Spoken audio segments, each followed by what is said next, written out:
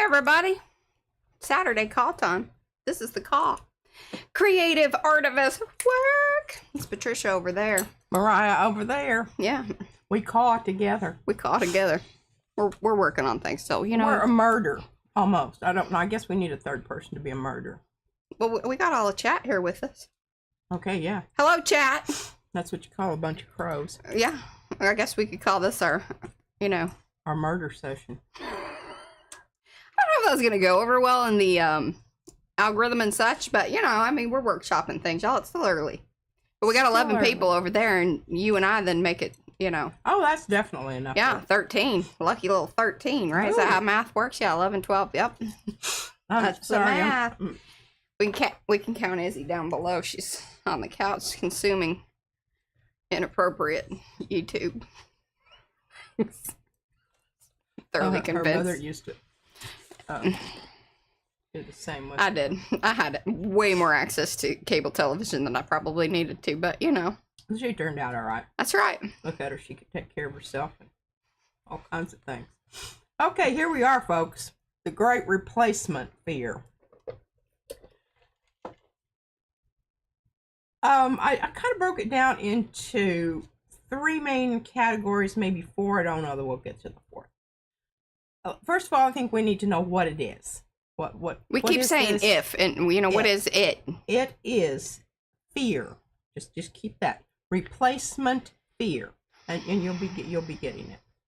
We're going to talk a little bit about where it started.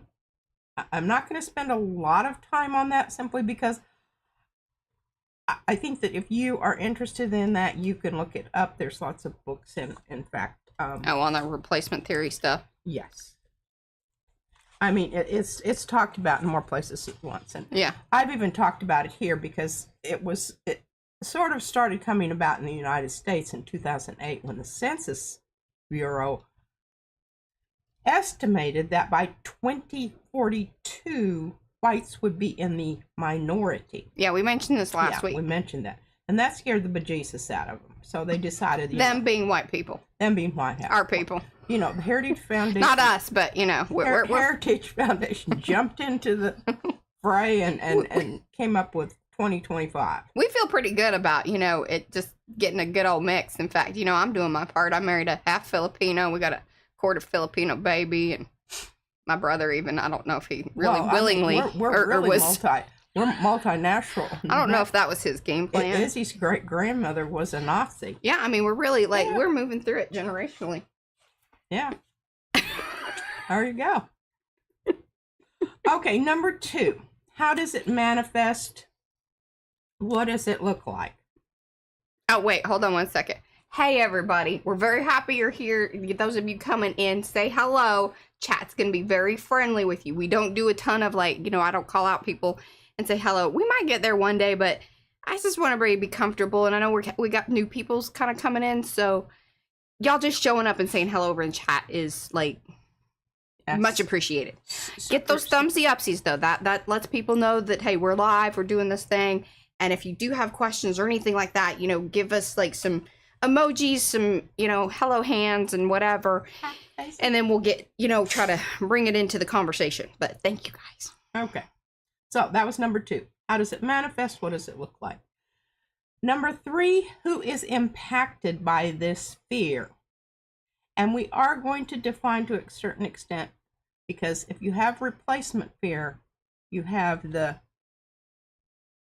haves, the have-nots, the others. The othering. Others. Can I tell you a funny little story about others? Others? Mm-hmm. Sure. You're going to think this is silly, but I don't really care. Because sometimes she thinks my stories are silly. Sometimes they are, but that's all right. Back in the day, we used to kind of travel in a couple of different groups of friends. Like, we'd go out and party, or there was a group that would come over to our patio all the time. But then a lot of them, they always wanted to go downtown, and I really wasn't into that because, driving and this and that. And I was like, why are we leaving? This is fun here. We have alcohol that is fairly cheap, and why are we doing that? Then, so we started hanging out with another group. And then, so at one point in time, it's and then they had others. So each of us had others that we would hang out with. But I always found that was funny because we would say, hey, are you going with the others or are you going to come over here?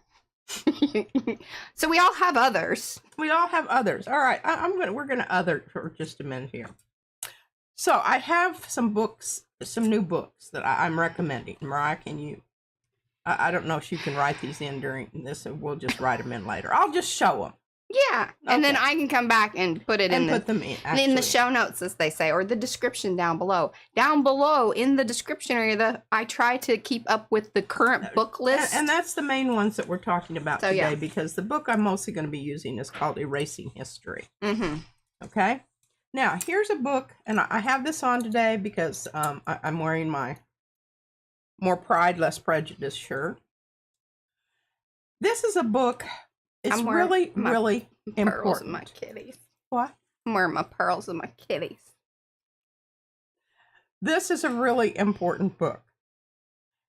Not so much the book, but who wrote it. Robert Munsch and David Martichenko. They're Canadians. They're gay. They're together. They're a couple. And he writes the most delightful books ever. Look, Izzy wrote her name in here. Aww. She always puts a little heart after it. Okay, this is David's father. It's a wonderful book, but I wanted to bring that up, and here I'll read you some of the others. The Paper Bag Princess is absolutely something you need to read to your daughter or granddaughter. It's a great book. The Boy in the Drawer, just, he's wonderful. Murmel, Murmel, Murmel. Millicent in the Wind, Mortimer, The Fire Station, Angela's Airplane, and this is David's father, and you probably will have heard of this one. Thomas's Snowsuit. 50 Below Zero. I Have to Go. Moira's Birthday.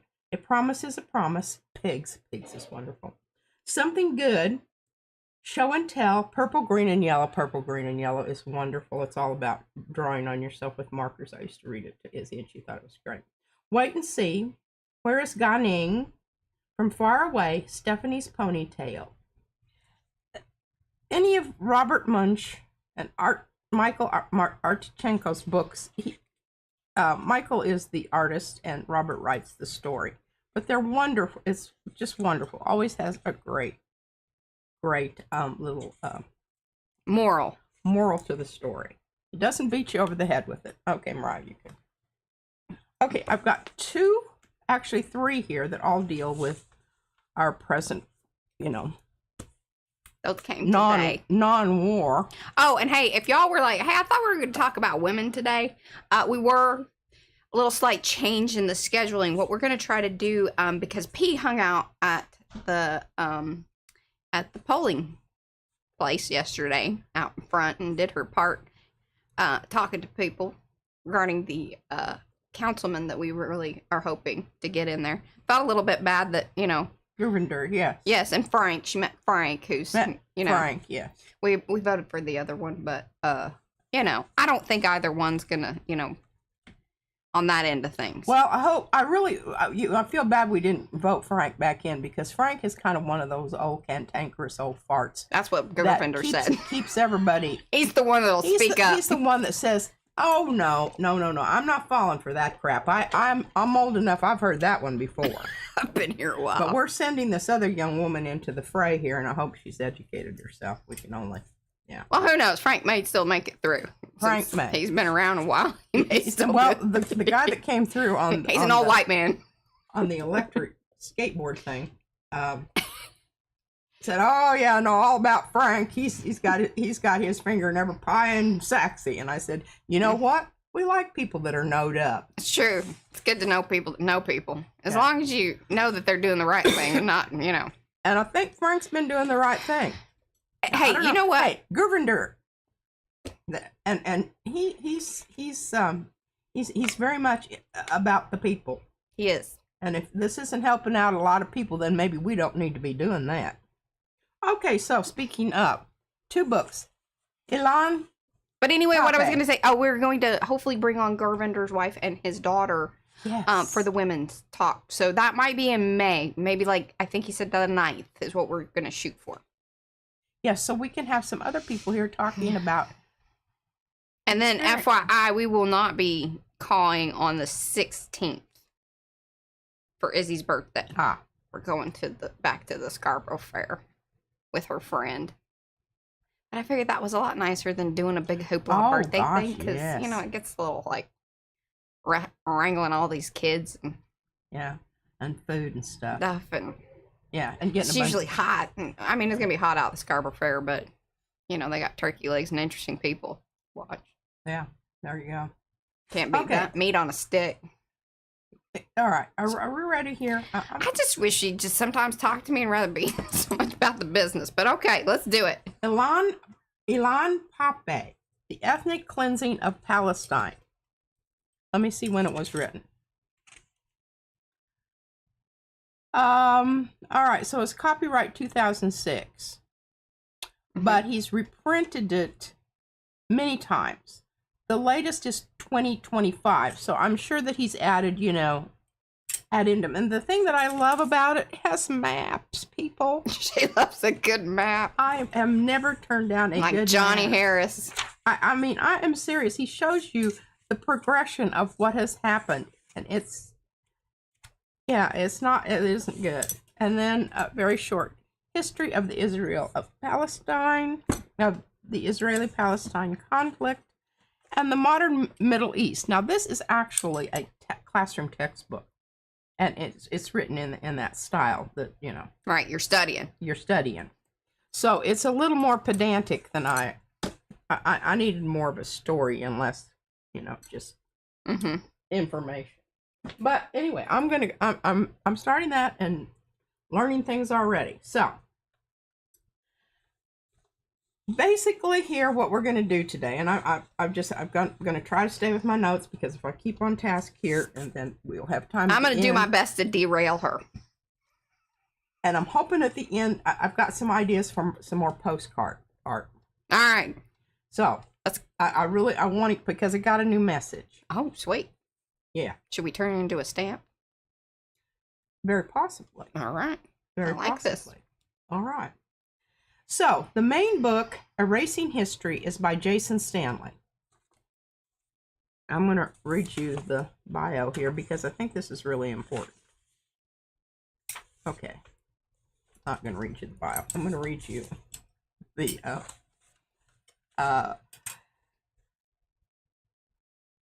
above questions are dealt with, expanded upon in the book, so please get a copy and share it with your friends. That's the disclaimer. I am not receiving any recompense whatsoever for... We haven't worked that out yet. ...touting this book.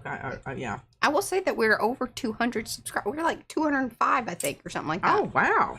I don't know. Okay, here's who Jason Stanley is. He's an interesting dude. Okay? He is... Show his picture. Yeah.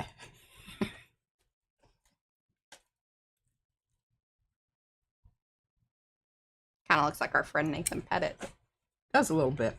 Has kind of that look. Mm-hmm. He got a little bit of that European gay business going on, but Metro. You say like in the 90s and 2000s, it was metrosexual. Got that, you know, bushy hair on the top. I cut mine, and I mean, it is really. Yesterday, I was outside in the humidity, and you should have seen it. She was very poofy. Maybe that's why people weren't coming up to talk to you. She looked hot. I was hot, and I know a little frazzled. I was trying to smile and when I waved, but you know, sometimes, yeah. I don't know how sincere my smile was. Okay, Jason Stanley is a Jacob Urowski Professor of Philosophy at Yale University. He is the author of 6 books, including, and I'm going to get this one, I don't have this one, How Fascism Works, The Politics of Us and Them, and How Propaganda Works. Well, we should know that. Stanley is a member of the Justice Collaboratory at Yale Law School and serves on the board of Prison Policy Initiative. He writes frequently about authoritarianism, democracy, propaganda, free speech, and mass incarceration for outlets including the New York Times, The Guardian, The New Republic, and Project Syndicate. Okay? And he better watch out because he shows all the signs of being the kind of people that end up in them category. Okay? All right, so now I started writing down here. Okay. His book, How Fascism Works. I'm going to just read you these 8. I don't, like I said, I don't have the book. Oh, his previous one. That's what she's talking about. Yes, How Fascism. Pardon me. I'll tell you what. Oh, the allergies are And then I insane. was outside all day. And the wind was blowing like crazy. Do you need the Heimlich? No, I need a cough drop. I don't know where they are. I think you have taken them. They have done RUNNOFT. All right, well, we'll go to Plan B. Yeah, it's Saturday. I mean, just get yourself some whiskey. And... Bring out the booze. Yeah, because I don't know what happened to our fishermen's. They have disappeared. All right, well, I'll try to muddle through here and not pinch myself getting that cork back in. Tell you what's painful. This is some Texas whiskey. Texas whiskey they use. We don't know where they stand on things, but we're, sometimes just don't look into things too deep, and that way you can justify your purchases. I think some people feel that way about us. That should help a lot of things. Okay. Oh, my eyes are watering. They did. What? They're out on the Mary Seas. What? Moses, the fisherman went off with his friends, I heard. Yo, ho, ho, and a bottle of rum. Okay, so I had on my shirt, stand up and be heard yesterday. I was trying to explain to Gurinder what we do. And it's very, very hard to explain to somebody who doesn't have any concept at all of what a gel plate was. So here's what I told him. I said, okay, so imagine that you poured Jell-O out in a pan, and it got really hard, but then it doesn't ever melt anymore. That's what a gel plate is. He says, well, what do you do with the paint? I said, you roll it on, and then you pick it up with paper. It really is. Through the stencil. It's very interesting. He says, I think I just need to come over. Yeah, we keep trying to get people to come over, but I think they're also a little like, I don't know. You can see that there's some hesitance in a way. Like, they're curious. I think his curiosity is taking over his hesitancy. I've noticed that the last couple times, because it's like, now what do you think that hesitancy is? I don't know, going over to somebody's house, and then it's like, is it a business? Is it a house? Like it and how you're going to extricate yourself gracefully? I mean, I know I feel that way about a lot of situations. Me too, boy. I've always got an exit figured out whenever I go to a strange place. I mean, seriously, like the physical exit as well as the social exit. Think up that thing that you've got to. Oh my goodness. Or that's when you want to take your phone and then just suddenly get it out and look at it and go. Oh, Eddie, I need to go. I'm sorry. I have an emergency. Well, you need to carry your phone for that. Eddie would like to know, maybe we're giving off a dungeon in the home vibe. Maybe. What does that mean? That means, like, there's questionable things happening over here. Or maybe they're into it. I don't know. Maybe we're torturing people in the Some people like that. Nether region. Like in a way that we don't have with consent. Yeah, we don't have a basement. No, we don't. And that's usually where a dungeon would, it should be if you're doing it properly. If we start building a basement, get worried. Now, we do have space under the deck that we could utilize. No, it's crawl space. And there's snakes down there and other things. I feel like I'm going to start sneezing in a minute. Oh, gosh. Okay, so here we are. I think Brad needs to change the, it's probably time for the filters to be swapped out. Thank you. I don't know what she just did. I mean, I need that. No, you don't. She's always messing with my lights. Trying to make me read in the dark. There we go. Okay, back to the book, folks. We're going to make it here. Okay, this is the preface. The Soviet system never commemorated the Holocaust. One reason for this is that once you define and identify one genocide, you can recognize the other genocidal crimes. The Soviet Empire didn't want us to learn our history. Victoria Amelina. Nothing bad has ever happened. I don't know who she is. I didn't look her up, but I thought that was a fabulous quote. Yeah. Authoritarianism's great rival, democracy, requires the recognition of a shared reality that consists of multiple perspectives. Keep that in mind, okay? Okay. See, I think that's when all the others get together. Yeah. That's and then you just throw one big party together. That's what we're going for here. Mm-hmm. History is a democracy. History in a democracy is not static, not mythic, but dynamic and critical. Keep that in mind. All of this is true. Okay, so whatever. Authoritarians cannot erase people's lived experiences and their legacies written into the bones of generations. In this simple fact always lies the possibility of reclaiming lost perspectives. That's our hope. Okay, all of this is true authoritarianism generally, but it is especially true of one specific kind of authoritarian ideology, fascism, which seeks to divide populations into us and them by appealing to ethnic, racial, or religious differences. In my previous book, How Fascism Works, the Politics of Us and Them, I identified a set of tactics that characterize fascist policies, which include, pardon me, 1.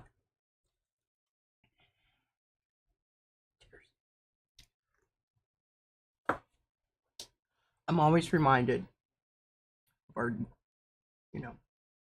dearly departed. See her face. I can see faces. I can't always remember names. I know. With the with the chimpanzees. Jane Goodall. Yeah. She said, "I just need a little sip because I'm." One of her later year interviews, she busted out her whiskey. Number 1, the creation of a mythic past.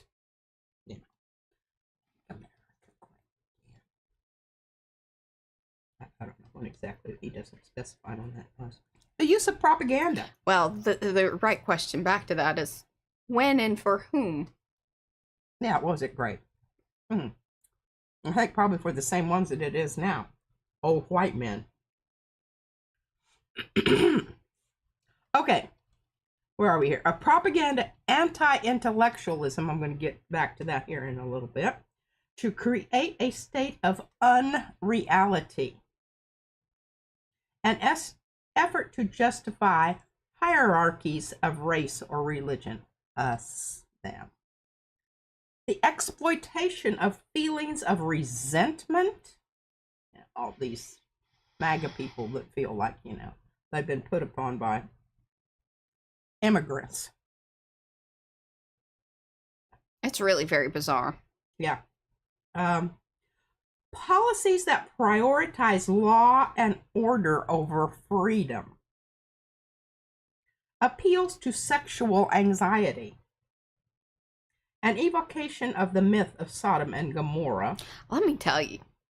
And this is another thing that is sort of like, we were talking about conspiracy theories and we're like, hey, listen, we don't think they're necessarily as, tinfoil hat as unconspiratorial as we all thought prior to. It's kind of making us rethink some things, which also then is weird and feels odd. But the suppression and then all of the crazy that they thought was happening. Well, that's crazy. It's not even really crazy. All of, they would say the depravity and all that's degenerate. Yes. Or, all of these labels and bad stuff that they would put onto other folks. And I don't even say it's like on the left. It is like just anyone that is not like them. Or criticizes them right. in any way, shape, or form. Yeah. And I mean, they will turn calls out their nonsense and turn on their own, like, toot sweet. Yeah. But they're all the ones who are getting, picked up for him. Now, poor old Swalwell. No, that's not even right. I'm going to take that back. Poor old Swalwell. No. F that dude. Because again, here you go with a white guy in power with all of the access to, everything. And, was supposed to be one of the good guys. And here we were about to, put him into another even more powerful position. But we, Democratic Party, the more liberal, leftist, progressive folks said nay. That got taken care of real quick. I was like, oh, whoa, dude, no. Sorry. Yeah, we don't do that. That's not. I mean, I guess you chose the wrong party. I mean, yeah, you would have been more elevated. Probably go over there. They'll still take you in. Yeah, They're still probably. Taking people Heck, in. that one dude. Oh, heck, yeah. I think there's going to be an opening for. Oh, and Patel Adam is about ready to get booted out. Part of the liquor cabinet. He's just a little bit too. I just love that they. Too degenerate. You think so? Oh, I don't know that's I don't know if that's a possibility with those people. Number 7. Cities are decadent and crime ridden, and that rural areas are the heartland of the nation. Here's the other thing. When people start talking about nationalism of any sort, I find that concerning, and I always have. I had some really good friends that I was just like, why do you think that me not... What and I want you to define this, because I struggle with the definition in that sometimes I think it's this and then sometimes I think it's this, but I think it's so confusing. What does nationalism mean to you? Well, and how do you define it? Right, okay, and actually I need to pull it up so that way I can be very specific. Because it is important, like nationalism versus so nationalism. Always think of the word nation. Right, and that is good because here we are. We're using. But why is that bad? Because what is happening is you are saying, because I am from this particular part of the world, this land, this ownership of a specific area. Versus just us as human beings. Yeah, that's a problem. Because here's the dealio. Especially here in the United States of America, this land is not ours. No, it really doesn't belong to anybody. It belongs to our children. And our children's children as we go along. And the Native Americans that were here prior to. Yeah, the ultimate colonization. And by the way, how they interacted on the land was much better and should be something that we strive for as far as interacting with people. Well, and making it so that it's sustainable for the future, that we're not polluting everything in sight. Right. So, okay. So, back to... Right. So, patriotism... Like, you can be patriotic, and that is a constructive affection, pride, and devotion to one's country, often focusing on shared values, civic duty, and desire to improve it. That's why I say, being a patriot is a good thing. Like, that is kind of the right, more framing if you want to feel like, hey, I'm doing this. Isms. Right, if I'm doing this, I'm doing it in the name of this. Nationalism comes down to, actually, here's a summary breakdown. I love my country and I want it to be the best it can be. Versus nationalism, which is, my country is the best and anyone who says different is my enemy. Exceptionalism. That plays into what we're talking about here, too. Yes. Yeah. Where, because patriotism. That's how you decide who is us and them. Patriotism is generally considered a positive virtue. Yes, you should be proud of the place. You be proud of your home and who's around you. And part of that, and especially with I believe a majority of Americans, felt like one of the things that we could be so proud of is that we can become Americans no matter where you're from. That's part of the cool thing. Not that we you're say, just "Yo, American. Come on in. You Right. know? And by the way, Sit many down. of those Americans that are saying these things, I'm like, I think you need to check your family history. Like, if you want to get into it, and be real careful about that, because they'll start looking. Because when they run out of othering, you will be othered. Yeah, and you better make sure your others are up to snuff. Right. So, or you get snuffed. Patriotism is generally considered a positive virtue. Nationalism can lead to xenophobia or to conflict. And there you go. Leads to injustice and colonization. There you go. Exceptionalism. Keep that in mind. Yes. Number 8, a value system that ranks groups according to their supposed capacity to work, encapsulated by the slogan the Nazis hypocritically used, Arbeit macht frei, or frei, should be frei. Work shall make you free. Oh boy, that's certainly a capitalistic concept there, right, Ev? Hey, can you show folks at home, they want to know what whiskey you're drinking. Show them the label. I think it's Harrison's, right? Isn't that the name of it? Or I know it starts with an H. It's here in Texas. Moreover, like in Garrison. Garrison. Sorry. Garrison Brothers. I was thinking Harrison.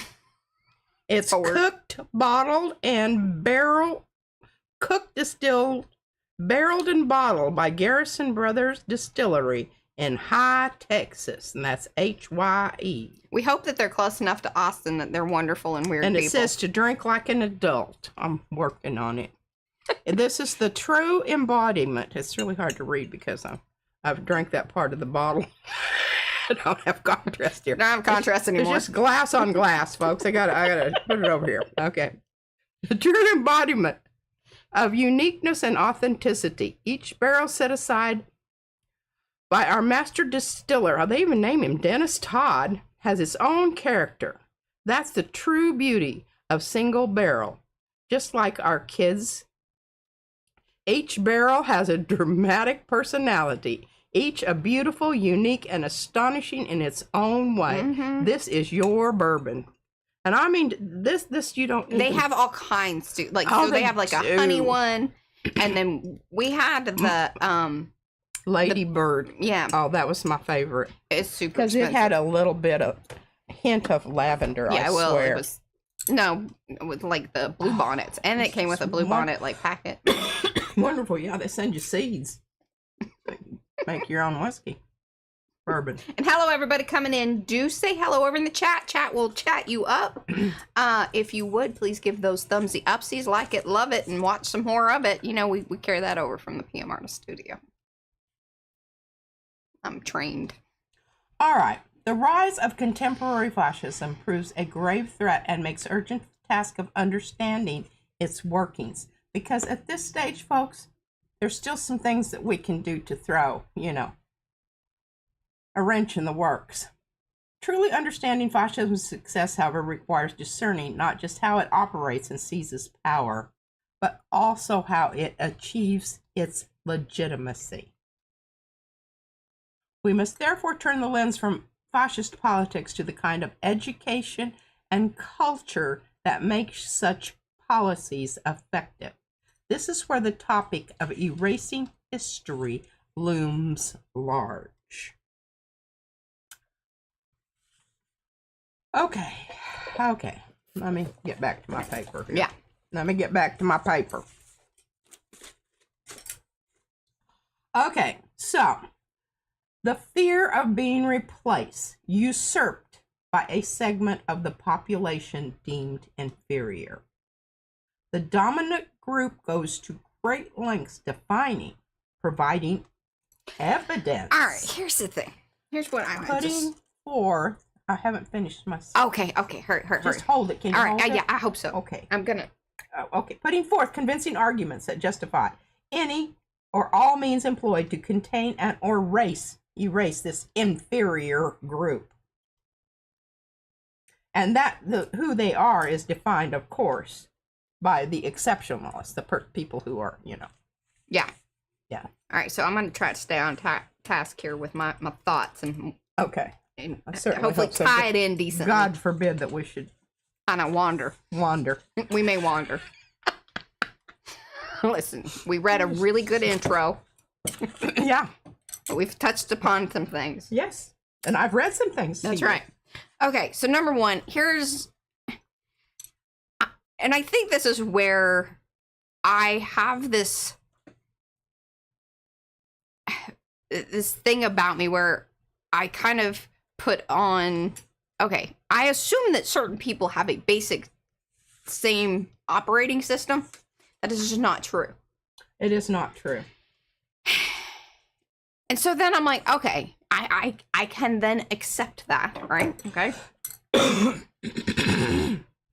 But then I'm also of the mind where it's like, okay, well, how do they get where they are? How do you not recognize that the things around you are happening in the way that they are, but your go-to thing is that you see it as an attack and that you're losing something versus, ooh, how can I be involved in this? And let's all like work together and kumbaya. I just, like, to me, it's like, because they do such an excellent job of propaganda. They're making you think one thing and identifying for you who you really need to hate, because those people are the ones that are making your life horrible. Here's the thing, is even all these horrible people, I'm sitting here trying to figure out, okay, hey guys, like, can we work this out? Like, trust me, like, I do have some anger and some definite, like, I think some people need some ass whoopings. That's really what I feel like. I don't know that that's helpful. Taken to the barn and, yeah. Whoop them till you're satisfied. And I think it kind of goes along with that story. I don't know that they are capable of evolving, becoming enlightened, deconstructing, whatever terms you want to use. But to me, it is mind-blowing that your go-to is that, to me, it's like hurting and destruction and all these what are very clearly bad things is your answer. And I don't understand that. Okay, well, we're going to get to that. We're going to address that very concern right there, because it doesn't just happen overnight. It's over a long period of time, and it starts with education.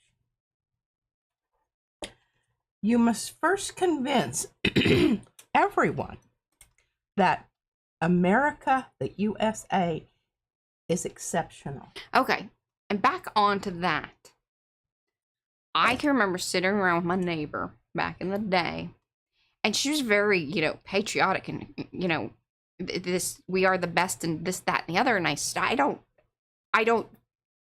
not that I don't love being in America and think that America has a lot to offer, but I don't think that it is quite as you explain it. Like, I even knew then, like, why, Texas is really yeah, and it does it extra. The education in Texas is very much, and you understand that textbooks in Texas go through a very rigorous approval policy where they are submitted to a committee. So every school in the state of Texas has the same Did you know history book. And that guy that's in charge of the education has been there for like 30, 40 years or something like that. Continuity. And I told you, it doesn't happen overnight. And how they select what goes into the history books is what our children learn. Okay, so all right, and Eddie and Ro got some stuff here. They have a fear of the truth in their face, and I think that is part of that whole deconstructing thing. I get this all in the what do you always tell me? Like, I can describe it, I can see it. It's still emotionally I don't understand, because it's nothing that it is so foreign to me that those are the conclusions, or that is the like, this is how you just go through life. Like, that boggles my mind. Okay, I'm going to take you. And then Rose says they saw something yesterday that offered it as a defense mechanism because facing the reality or the pain of reality is too much. So inventing a narrative is easier than facing what is causing the pain. Well, yes, because if you actually figure out what is causing the pain, then you will be, you will have to do something about it in order to mitigate that fact. And then it's a lot less intrusive to go the other way. I'm going to take you back to Nazi Germany, because I think you have to understand here that the model for authoritarianism, where it came from. And you have to understand, and this is so bizarre, because the Germans got their idea from the U.S. Yes, they actually employed a young man who had a degree from the University of Arkansas. Okay, national greatness, national purity, national innocence, strict gender roles, and vilification of the left. Okay, those are the things basically that what's happening those right are now. the three things that we're working on for MAGA. Yeah. And we think that, oh, well, that's not the same.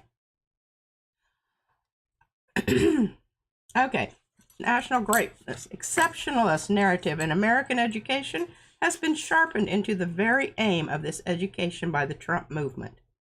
In a much touted speech in September during the fall 2020 presidential campaign, then President Donald Trump introduced the White House Conference on American History with a speech about his educational vision and, by extension, the educational vision of his movement beginning. Quote, I know this is going to make you a little bit sick. And if you've already heard this, just, go pee or get another beer. Our mission is to defend the legacy of America's founding, the virtue of America's heroes, and the nobility of the American character. We must clear away the twisted web of lies in our schools and classrooms and teach our children the magnificent truth about our country. We want our sons and daughters to know that they are citizens of the most exceptional nation in the history of the world. And then he hires Betsy DeVos to head up the program.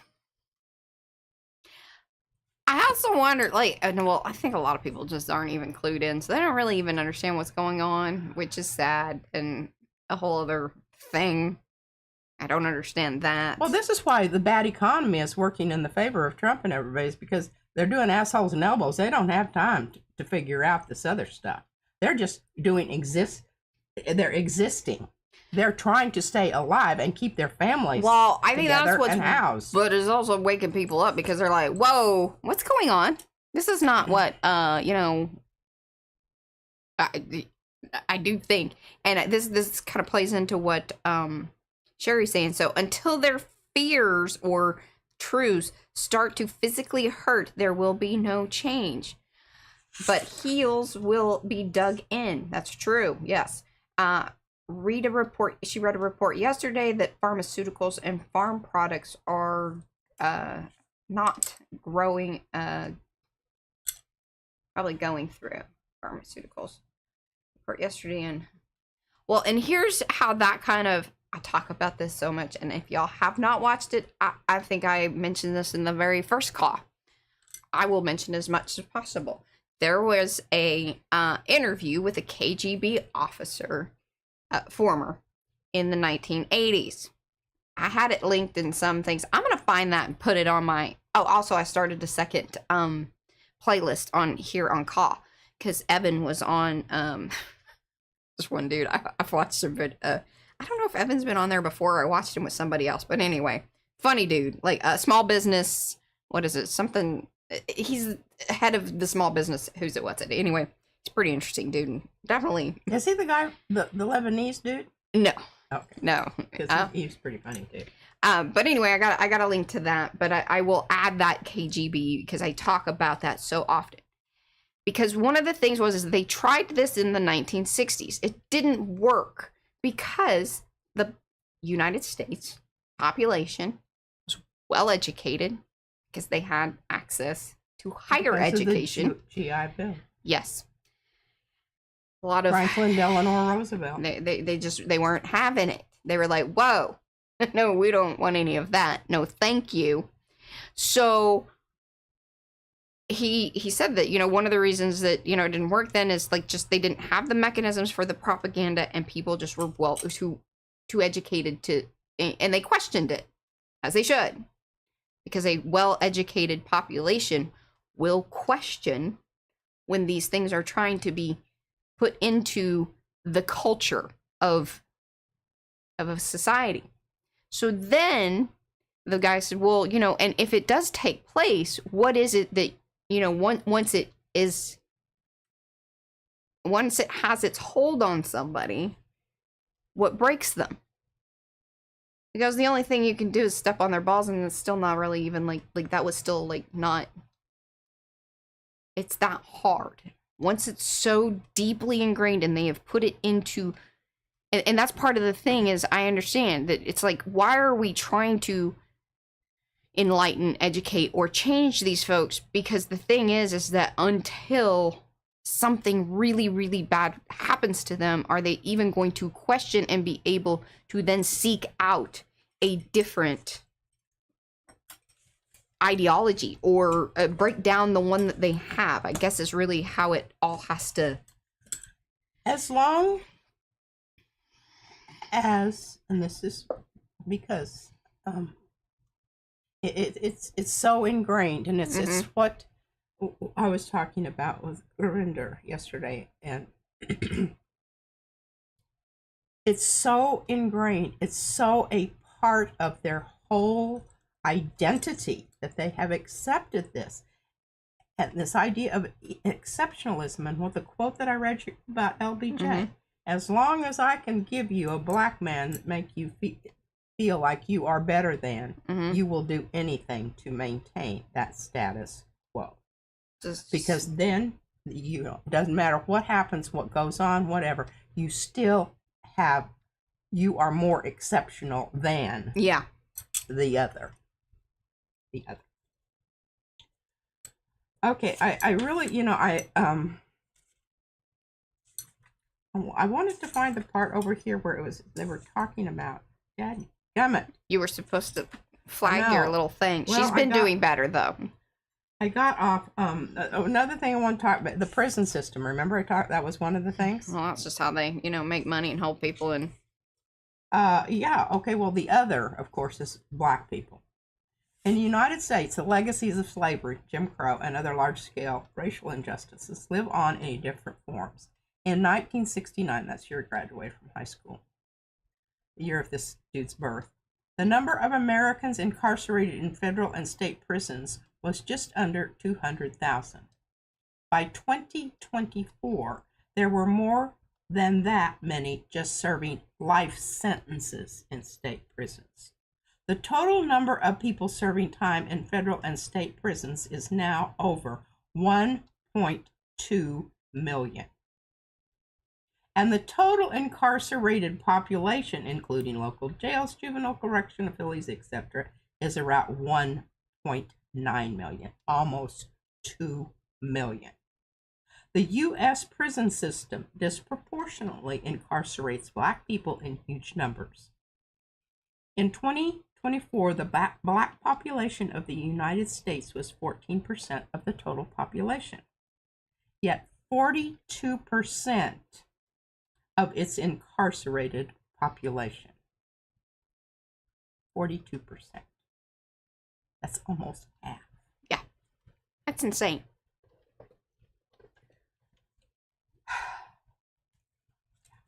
Oh, there's that's what we do with. That's one way to deal with others. Well, and that's one of the reasons they're trying to do all the business with ICE and building out more of the detention facilities. Oh, yeah. I mean, because there's that, number one, there's a whole group of folks that make money off of it, which is disgusting and gross. And not just a little bit of money, a lot of money. And you know who's paying for that? Taxpayers. And it's You, me, everybody else is paying for that. and the trauma that that's creating on so many different levels. That really like eats me up, and I just don't know what to do about all that. I send money to the NAACP. And the other thing I wanted to talk about very quickly here, and this is Southern law. Yeah. It's nuts. At this point in this administration, what I would highly advise you to do, if you hear about anyone that they are talking about, anyone that they are saying reprehensible things about, accusatory things, whatever, take it with a grain of salt and look into it. Do not believe a word of it, because they're liars, they're cheats, they're criminals, they're asshole supremos. Okay? That should be. We need a stamp that. I don't think we could put that in the shop, but you know, asshole supremos. Yeah, they got a big one. There's a reason for that. And usually because they got a little one. That's very true. There's some data on that. There's correlation. Size matters. Okay, so I can't find. Okay, here, this whole thing about governors. I got to read you this, because this is what's happening now. Good old Ron. In November 2018, Florida voters approved Amendment 4, which overturned Florida's strict felon disenfranchisement law. It's a lot of syllables. In July 2019, Governor Ron DeSantis signed a bill by the Florida legislature requiring those with a former felony conviction to pay all their outstanding court fines and fees before regaining the right to vote. That's so Donald could vote. Yeah, but Donnie. That sucker hasn't paid his... He still owes what's-her-name a shitload of money. He hasn't received a single solitary dime. I don't know how, with a straight face, that, you know, and any of these, but I don't know. None of it makes sense. Here we go. Back to education. It comes back to education every damn time. Well, and racism. We do not, and you know, Anthony's book. Anthony, I want you to know, I have a whole page here. I have a whole page that I wrote. Did you take that whole shot already? What? Did you drink your whole shot? No. Okay. Oh, yeah, I did. I'm on number 2. Okay, yeah, we're getting fired up. I told Mariah, I said, sometimes I really feel like I'm falling down the conspiracy theory hole. Sometimes I check in with her because I'm like, what are you watching?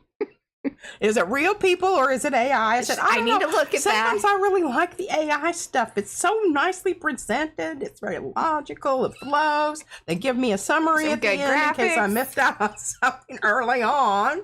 You know, I like it. And I think the little Asian dude that they always put on there, he's so cute. I like him. He's personable. You know, he's somebody that you can like. Hey, and let me tell you what. Okay, this gets me back to. I just watched one with the cute little Asian dude. I didn't realize we were still on that. Yeah, we are. Okay. We're going back to picking up something what you talked about with the farmers. Yeah. Oh my God, I got a new one for y'all. A whole bunch of hoopla because they are predicting a severe drought. Yes. In the midsection of the United States, folks. Nebraska is burning. And nobody's parts of Colorado are burning. Nobody, like, that isn't even on the, I mean, maybe it's on the regular news. I don't know. I don't watch that. And then the rest of the world is getting washed away in a flood or blown away in a tornado. Sorry, y'all. We usually try to have some solutions here, at least some, you know. All right. We got to get back. What time is it? Because I do want to do some postcards. Yeah, you got an hour. Okay, good. I'm getting ready to wrap this up. Wait, sorry, 35 minutes. Yeah, because we usually, but I mean, we can stay on for now. Okay. Whatever. I do need to get to laundry. Who is impacted by all of this crap that we just talked about, besides me and you? What it does, these kind of draconian measures in ICE, taking the FBI and weaponizing the FBI to go after the people who disagree with you, who are ever so slightly different from you. This kind of thing, what it does is it makes everyone fearful. I'm even having this kind of, here, let me find her. I saved her for last because she was, all right, I've got 17 of them here. This is from the Red Scare. I'm going to read them to you because I think it's really important. Okay. It puts a face to what it looks like to have this happen during the McCarthy era when all of that whole Red Scare and communism thing was going on. What I'm telling you, folks, we're just about there again. And this is Uta Hagen. I had never heard of her. She's an actor. She was German. She was surveilled by the FBI for 6 years, starting in 1950 because of her relationship with her Othello co-star Paul Robeson. A suspected, they're nothing proved, communist sympathizers. They didn't need for you to, No, it was kind of the way of just like, oh. Oh, yeah. Yeah.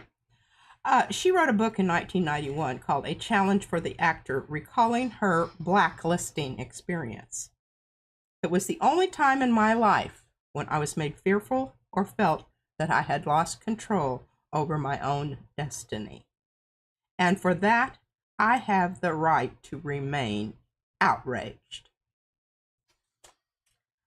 I'm just going to read you some of these names of people that were blacklisted. It absolutely tore their life apart. And these were famous people. Do you realize the little person on the street, if they decided to do this to, these people had the backing of kind big of people. Big freaks me out about some of what we do here. I mean, I'm a little concerned. I am. And that also bothers me and then gets me a little more fired up because I'm like, oh, no, I'm sorry. Okay, here's one. I did not even know this. Charlie Chaplin. Oh, well, I knew about that. Yeah. Charlie Chaplin, they considered him a parlor Bolshevik. And he was blacklisted. They considered him a communist sympathizer. They prevented him from returning to the United States when he went to London for a premiere of one of his films. He lived the rest of his life in Switzerland. Oh, well, he was probably happier. Even after being exonerated. He was probably happier there. Let's all be honest. Yeah. Orson Welles. Citizen Kane. All know about that. Was determined, the movie itself was determined to be a smear campaign orchestrated by the Communist Party. FBI determined that. And he was on a list, Orson Welles, to be apprehended in case of national emergency. The program that they're writing, Palantir is writing right now, it's called Elite. It identifies people who might possibly have, really super leftist leanings and yeah. And then put them on a list. Hey, in that little speech that old Clarence Thomas gave. Oh, yeah. Yeah. Good old Clarence. Yes. That is a special kind of like another. I don't understand. I have a whole thing about that somewhere here that I wrote. I don't know what happened to that. But, I have some thoughts on that. Okay. The movie that he wrote, Touch of Evil, have y'all seen that? He produced that in Europe, and he moved there and lived there in 1948 for 8 years. Just because he wasn't going to deal with the bullshit. Leonard Bernstein. Oh, for God's sake, that blew my mind. Leonard Bernstein? Little old Leonard? Well, I don't think he was little old then, Well, I guess not. He was considered a dangerous political subversive. And they spied on him for 3 decades, for crying out loud. Maybe they were just really into him. I think some of this is like partially like all these conspiracy nutty butters that like they're just into it. Well, that's the FBI. Can't we put them all like in a Truman Show? And this is kind of what I was thinking about, maybe with Donnie New Shoes. Who's Donnie New Shoes? what do you call him? Turd in a tie. Mm. Donnie New Shoes. Mm. I think Angela also calls him Donnie Dwindles. Dwindling Donnie. Yeah. Anyway, I think what would be great is if they could just kind of transition him into a Truman Show kind of situation. Like, so he could just go off and play like he's in charge of things and just, I mean, there's enough AI and whatnot. Just put, I think they could work it out. Right? I think that's kind of what they're doing with him right now. I mean, except he's still the leader of the. I know, but can we, like, just make that not be true? He can still just, like, go and golf and do whatever. Just stop. I don't know. I don't know. I wish somebody was working on that. I wish I'd feel a lot better if somebody was working on that. Yeah. Send our thoughts out to the universe. Okay, number 4. Lena Horne. Y'all know who she is? Beautiful black woman. She was put on the blacklist for attending with her friend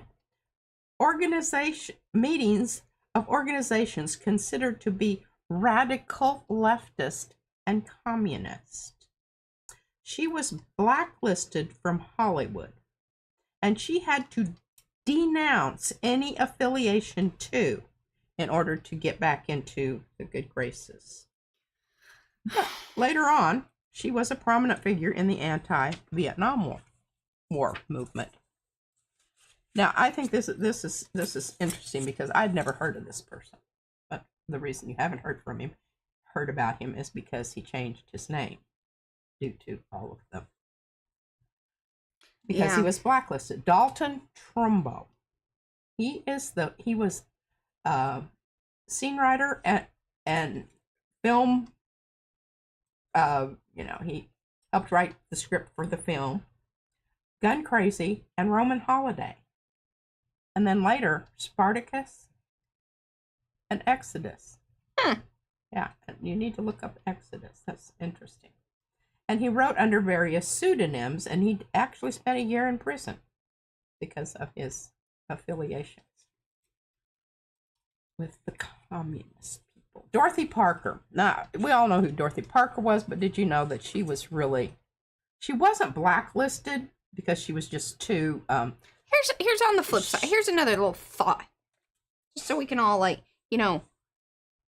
especially since the last, prior to him coming back into power, he spent the last 4 years prior to that screaming, "Oh, First Amendment, this, that, all the things, and don't tread on me, and the all of that."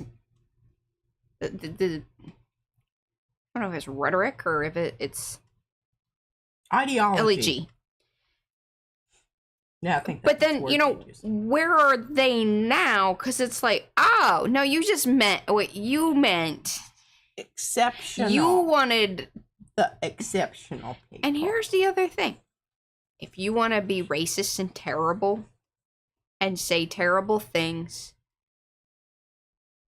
that is a right one has here in the United States of America. Now, there might be ramifications, especially in a capitalistic society that we are in. There's, we have met that. I am fine with that. If you choose not to partake in anything that PM Artist Studio or Claw offers, that's fine. Yeah.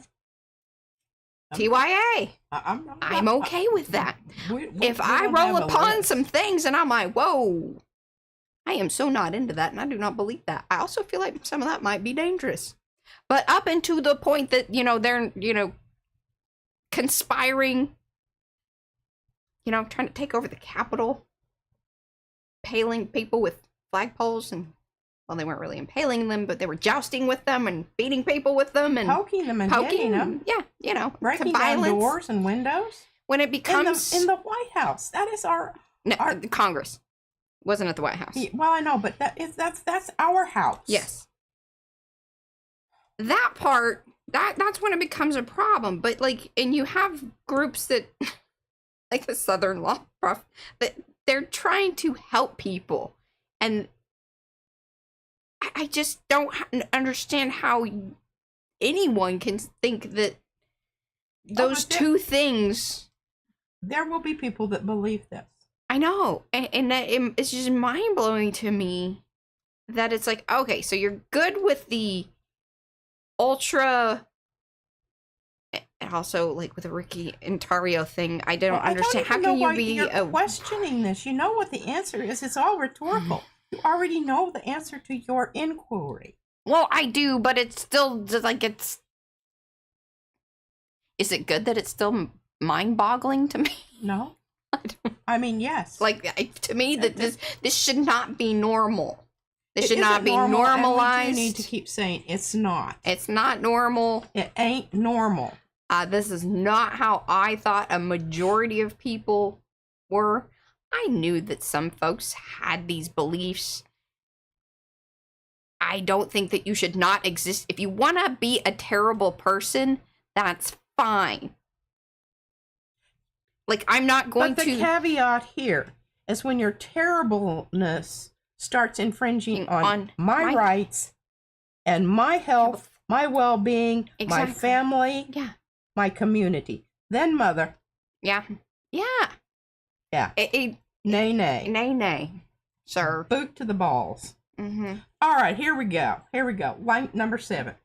Well, Dorothy Parker. Just look up Dorothy Parker. I mean, you know, everybody knows who Dorothy Parker is. I was going to say, that even sounds kind of familiar to me. Number 7, Langston Hughes. What was he in? Langston Hughes is a poet. He's a black poet. He was a beat poet. Yes. And they said his poetry expressed Marxist ideas. I got people, he had to testify before Congress. After testifying, pulled away from his association with communism and became less political in his poetry. This is the dampening effect of fear and persecution when this thing goes on. And, you know, he was a double. He was black. Of course, Lena Horne was black, too. Langston Hughes was black. I think he actually taught at CU in Boulder. Look that up, Mariah. What is it? Okay. Langston Hughes. And I should have looked that up about because I know about him. He was who we read in my literature books. I can, if I could drag it out and find right. Tell me what he wrote. Okay, hold on. Sorry, I was on a. I felt like there was like some NPR. I don't know if he was the guy, but anyway. James Mercer Langston Hughes. His name was James.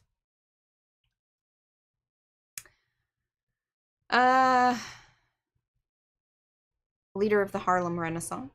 Yes. And associated with the Black Panthers.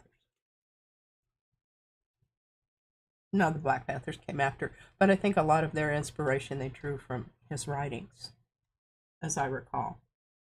But can you come up with the poem, the famous one? The Crisis? No. Okay, wait, hold on.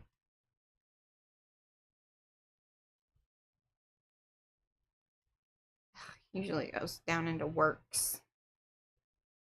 Hold on here. The Ways of White Folks?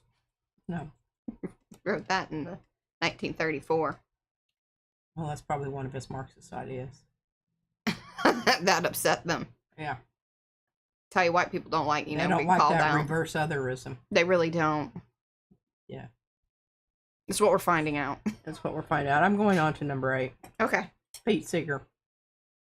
We love Pete Seeger. We featured him last year. You look this up. This is important. I was going to look it up, but you interrupted me. The Smothers Brothers Comedy Hour and Pete Seeger. Type that into your little machine there while I read the rest of Smothers Brothers. Smothers Brothers. They were funny. Yeah, I remember them a Pete little bit. Seeger, originally on the FBI radar because he wrote a letter to the American Legion while serving in the Army. objecting to the deportation and internment of Japanese Americans during World War II. Okay, yeah. So the censorship incident, is that what you're talking about? It's censorship issue, yes. And he was blacklisted until 1967 when he performed on the variety show The Smothers Brothers. And the network fought them on that, and they fought back. Yeah, the appearance of the folk singer Pete Seeger on the Smothers Brother Comedy Hour in the late 1960s is a landmark moment in American television history, representing a major showdown between artists and network censorship. The event marked Seeger's return to national television after being blacklisted for over a decade due to his political views. Yeah, and it was mean and nasty. I mean, it went on for weeks, and I think they finally just they threatened to just leave the show. And that's what it took to get them to, Okay, Arthur Miller, All My Sons, Death of a Salesman, and The Crucible. And The Crucible was the one that got him in trouble. That was about the Salem witch trials, but there was all sorts of, metaphorical references to what was going on with McCarthyism. And, you got to give it to him. Moses, The Weary Blues. Was that perhaps it? That could be. I don't know. I maybe I just need to hear part of it. Okay. Anyway, I'll let our chat be the internet sleuth. Okay, sleuth out old Langston because he's memorable. Okay, Arthur Miller. He was also married to Marilyn Monroe, by the way.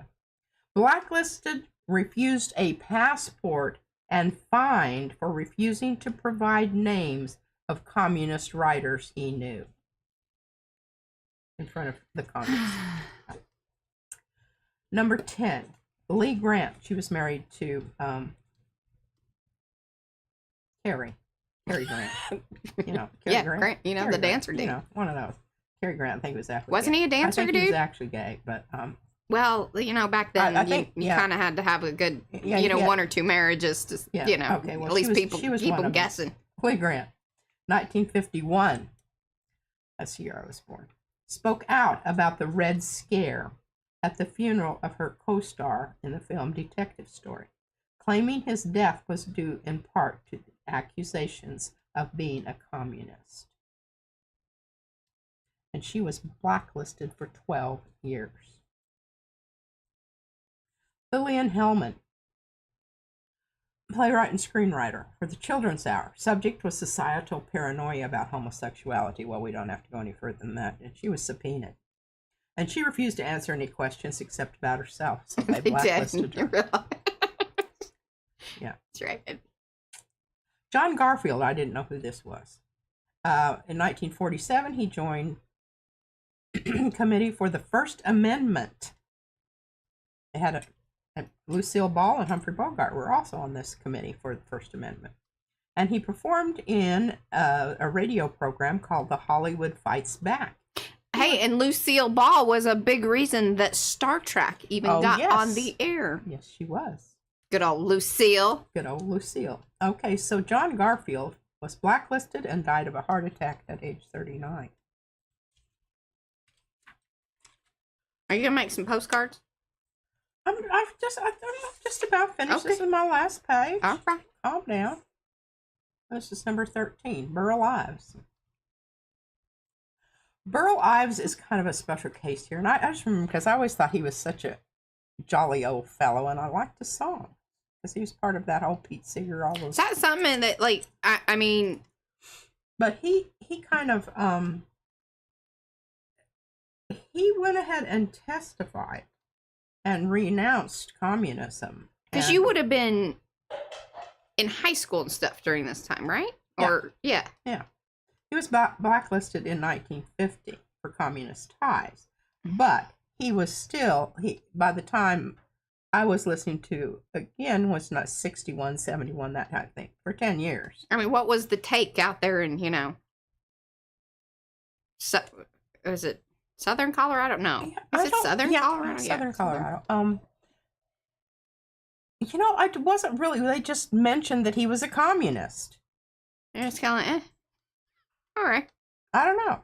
Oh, I didn't feel, I didn't feel like that was like such a damning thing. Anyway, his circumstances were very different than the other people because he actually had a friend and had been very close with this friend who was a double agent, Soviet agent, and they caught him and then they recruited him and then he was in that whole little thing there. And he was blacklisted even after testifying, that he wasn't going to be a communist anymore. Judy Holliday, she's an actor, won an Oscar for Born Yesterday. And it mentioned that she was from a Jewish family having socialist political beliefs. Oh. And she was smart.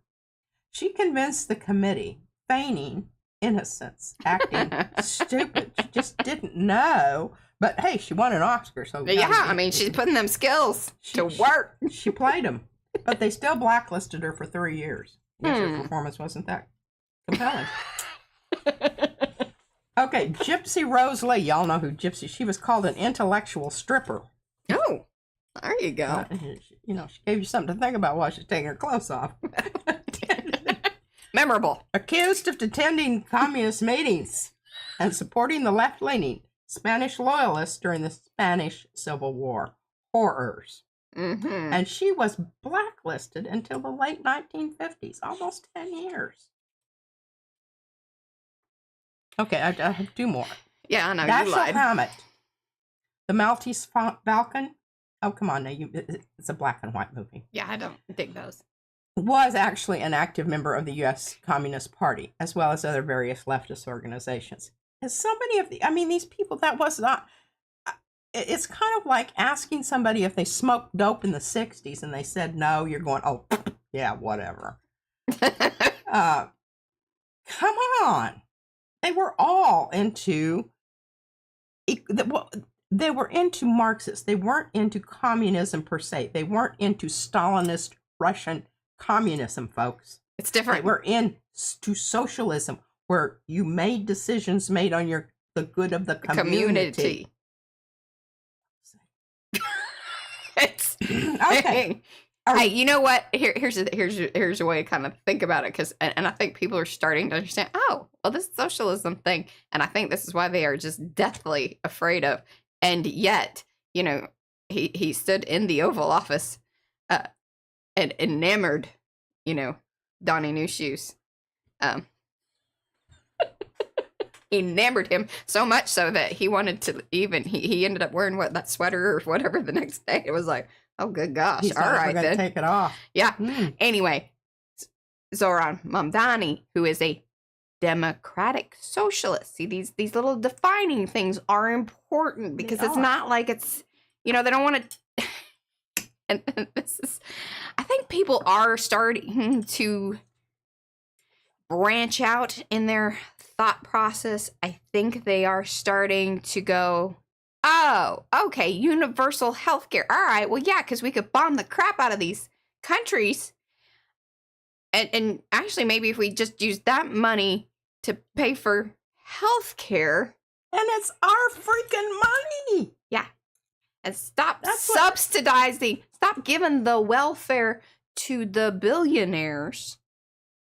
That's how we need to start. The subsidies, the tax breaks, and all of that is the billionaire, multi-millionaire welfare. That's what that is. It is. They're the biggest welfare queens in the business. At our expense. They win. Yeah. Okay, back to Dashiell Hammett. Okay, he was arrested in 1951 for refusing to provide the names of people who had contributed to the group's bail bond fund. Mm-hmm. They accused he was guilty of contempt of court and served a 6-month term in prison. In 1953, again questioned, he didn't name names and was labeled subversive and blacklisted forever. And then I told you about Uta. Okay. Hey, so Langston Hughes, Life is Fine. Weary Blues, The Dream Keeper, Still Here. The Negro Speaks of Rivers. Mother to son, let America be America again. Dreams, I It to may be Harlem. It may be the dreams or the Harlem. Okay. And Thank you, Mo. We'll look it up and I'll read it to you because I would like to read it to you. I enjoy doing that. Sherry's a no on socialism, but she would like some universal health care. Oh, sweetie. Hey, that's fine. It's fine. You have to understand. Yeah, it's fine. What you're talking about there is socialism. Apples to apples, oranges, whatever you want to call it. Democratic socialism is a different deal. Is a whole different deal. The capitalism is still in there, which is good because Americans, we're very fond of our capitalism. We are very fond of it. I stress about it daily, what it means to me, who I am, working in this system. I think it can be socially responsible capitalism also. Maybe that's the better way to brand it. Because it's just not just cutthroat, let's see who we can screw over. People over profit. How much money can we make at the expense of all of these people? When is enough enough? When is enough enough? When are we going to pay some minimum wage? When are you going to hire more people at a proper wage? What was the number that you told me the other day about how much you would be paid for a hourly wage in order to accommodate for everything, like rent increases? No. Okay, so what the whole thing was is that they're like, if in today's money, to be able to like cover the things that one was able to cover in the 70s with the regular just minimum wage kind of job, that middle class living. And I think this number's too low, as I think it was either like $30 or $40 an hour is what people should make in order to keep up with all of the other things and how much more inflation and things of that nature. Take care of your family and pay your bills, your house payment. Mm-hmm. And we just learned, I learned yesterday that Saxe pays the same amount for their water bill every month as the people in so Las Vegas, Nevada. All right, I misread her thing. So, we don't want socialism, but we want universal health care. And then someone called the fire department when my house is on fire. We need public education. The socialism not nuts kill me. Yes, partake. Yes, of it. Yes. Okay. She's just, Sherry's on board. 100%. Yes. But I do think that, like, if we kind of found different ways to talk about this, because I think that this is the one thing that really is getting into people's brains, is this understanding that we do have the money for the universal health care. It's there. Just think about those bombs. What each one of those bombs, it's like a school for. And here's just building a new school from the bottom to the top. And then the monies that the peoples don't pay, which the peoples being the corporations.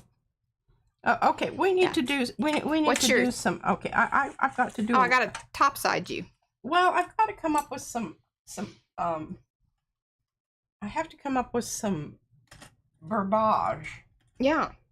What are we going to say? What's going to be our? And hello, everybody coming in. Because we did We the People last week. We've got. Now is the time. Well, and Sherry would like some words, and I think we'll do some more artivist words over on PM Artist Studio for in the shop, and she requested resist. And my question for you would be, because this matters, would you want the R to be capitalized? Do you want it all caps? Like, I think vote, she wants vote too, and vote should be in all caps. Another one that I am very fond of is the do not obey in advance. I think that tells people a lot in a little bit of, you don't have to give it up before, they try to take it, don't just hand it over. I like that. And what the other one is resist, all capital letters. Yeah.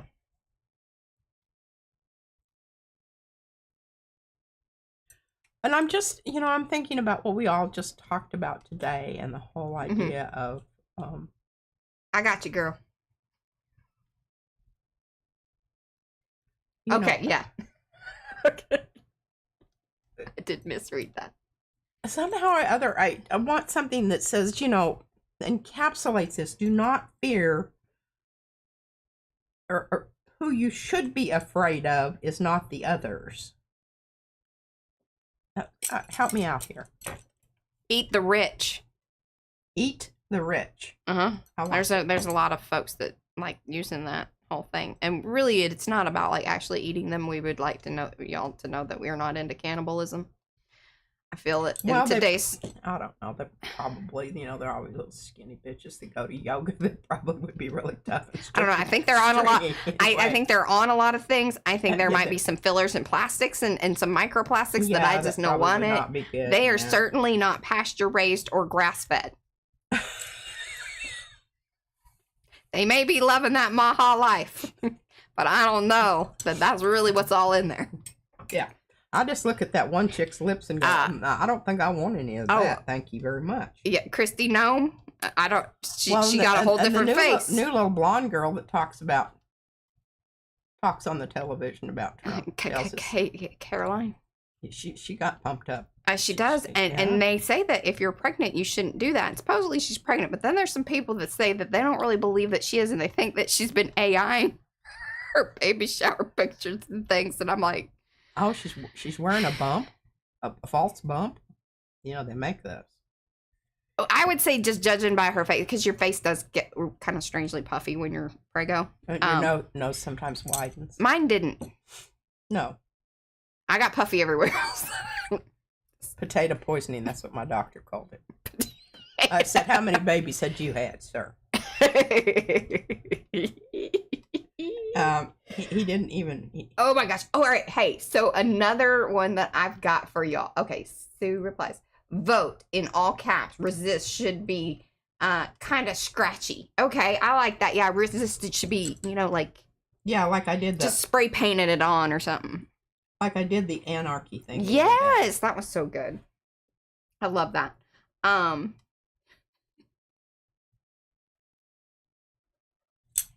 She left on maternity leave and was visibly showing as she did farewell. Oh, okay. She is. I don't know if she's gonna come back. Why would you? Like, that's a very, like, take the exit. Yeah. I don't Pat yourself on the back for a really good decision. I'm pretty sure things are not going to be improving.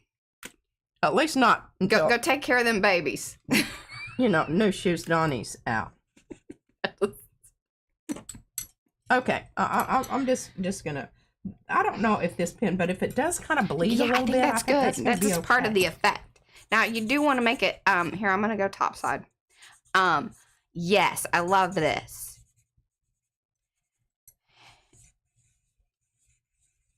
And we'll try to have this stuff out in June, because that's usually our, when we're doing Pride and really amping up our social justice, so they can put us on the blacklist.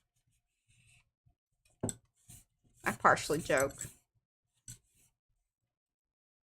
Just seems bizarre to even say such things. Okay. Oh, okay. So my new find, because I've been watching more gardening things or whatever, and it's just been feeding me, and so I'm down a different pipeline, obviously, with the algorithm, but I like it. I'm here for it. What is it? The beige? What is it? He's so funny. Oh my god. Just Brad's like, good gosh, you're watching him again. I'm like, I am. He brings me information, things that I didn't know, which is great, and he's funny.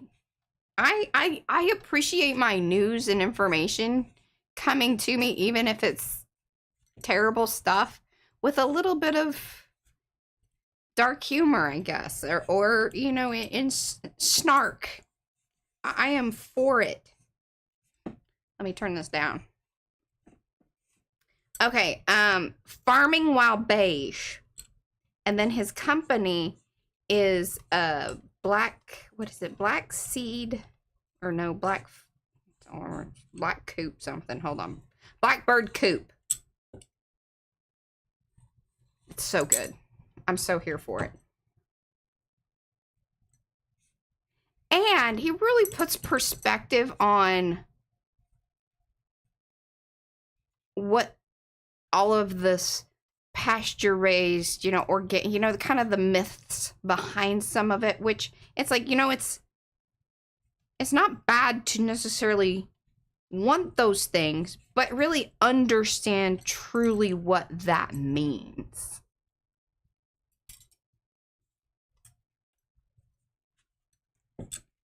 I like where you're going with these. It's good stuff. Bye, Ro.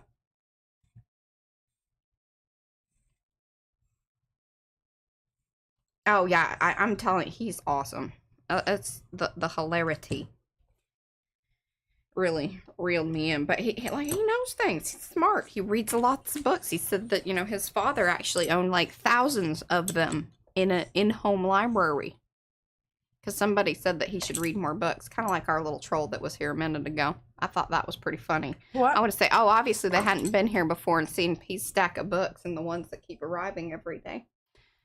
Who said something? We just had a troll.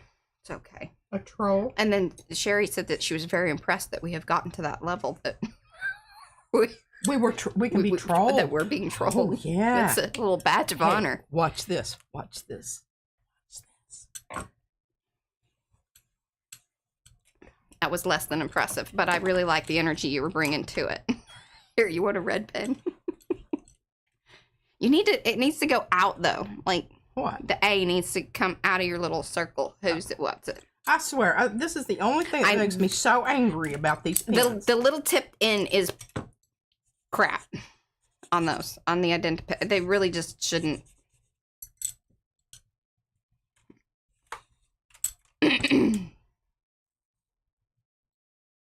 Okay, so you want ATC sized ones, tiny for message borders. Okay, and then,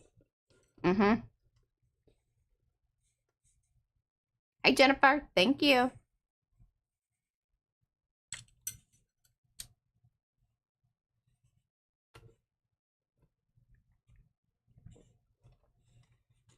Oh, awesome.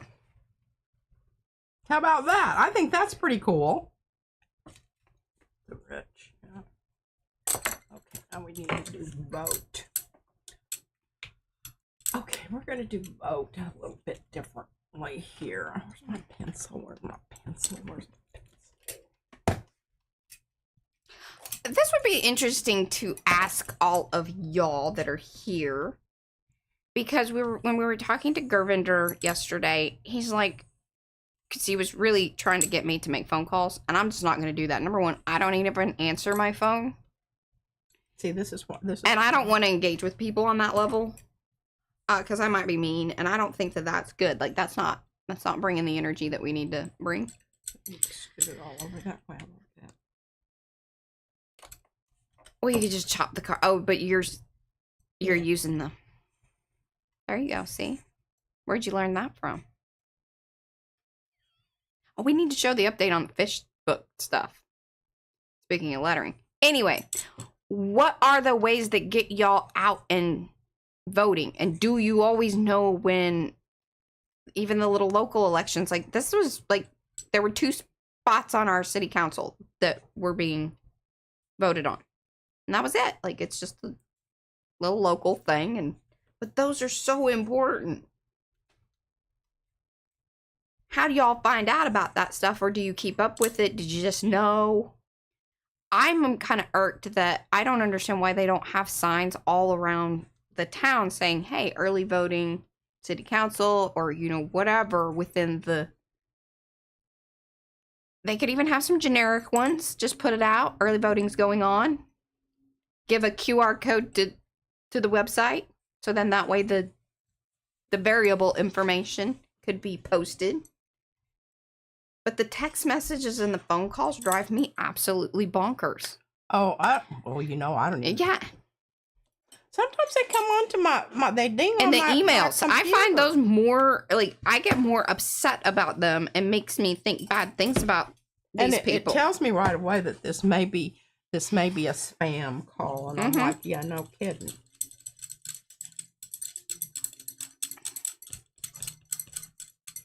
Oh, so the phone calls do alert you to the fact that something's going on.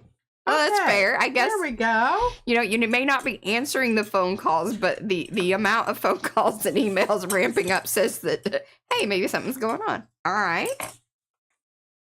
I know, I do too. And that's what I was telling Gurvinder. I was like, but then it irks me because it's like you're reporting and turning off that particular number, but then they're going to put you back on a list, and then it's the next person in line who calls or does the text messages. I just... Yeah. There's got to be a better way. Well, I'm not doing that because my time is... I've got better things to do. I love Gurvinder, but I'm not doing that. Yeah, I'm not chit-chatting with just random phone people. calls I and never, texting. never was very good at that. No. Well, I actually, if I have a couple shots of whiskey, I could talk to anybody. I told them we were doing our thing over here, and we're trying to expand out locally as well as our national and international. Okay, we're going to put some color to these babies. I love it. All right, did you back away for a second? Okay, good. No hands in the way, because then I can come back and just copy those and then do a little extra work to them. Do these make you happy, Sue? Or Sherry? Was it Sue and Sherry? Or, gosh. Yeah, because Mariah can come back in and do all kinds of cool stuff with letter. Those of you that are wanting the stamps, are these making you happy? I know there's a couple people. There we go. Oh, okay. In Washington is all mail in. Pamphlet arrives, and a week later, a ballot. Usually have a week to fill it out. They don't let you forget. Okay, well, see, in Texas, they do everything they possibly can to keep you away and uninformed. I'm thoroughly convinced of it. Yeah, so I took my passport with me to the. They were like. Case. Because I just felt like, that with all the activities that's been going on. And Ken Paxton's going to bust in on and somebody's list. And not the, good list for Santa. Not the nice list. Oh, see, this is why you always wash your brush. Look at that. I could have already started out with that being a real issue. Now, most of the time I do wash my brushes, but, you just never know. Mm-hmm. All right, so what do we want here? Oh, yeah, I only answer phone calls that I recognize the number, and even then I'm like, I think we're going to do some wet on wet. Okay. And then have Mariah Waugh for us. Oh, do I, what do you want me to wall? Oh, just dry them. Okay. A little bit, so they're But we're not heat embossing, okay. Yeah, they're not,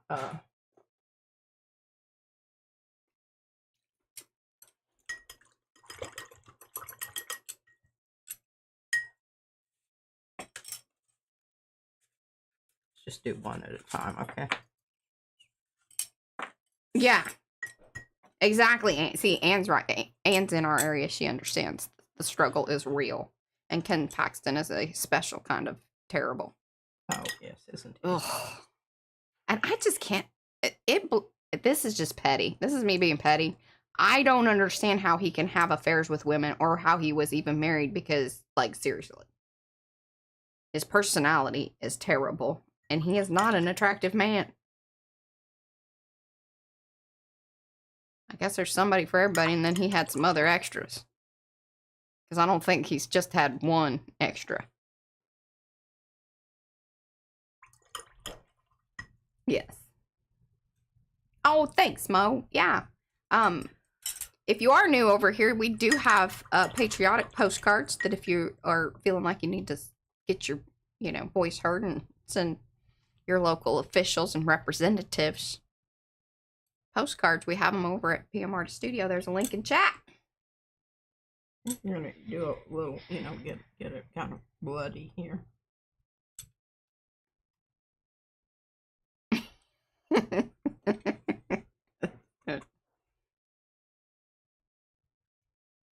One of the things they used to say that, I don't know, some stupid crap, that, indicated that you were a super patriot, that, my blood runs red or some kind of... Oh. What is that nonsense? Oh, yeah, I think it's like something about your blood running red, white, and blue or something like that. Yeah. Yeah, that's weird. That ain't right. You should have that looked into. Yeah. I think that's nationalism and not patriotism. You might need some medication. And I'm pretty sure that you're probably anti-vax on that, but okay. Okay, well this is kind of, I don't know, ho hum, but we'll come back in. You don't worry about the first round. You just I mean, sally forth. I don't know. Maybe. Yeah, I guess so, Anne. I guess so.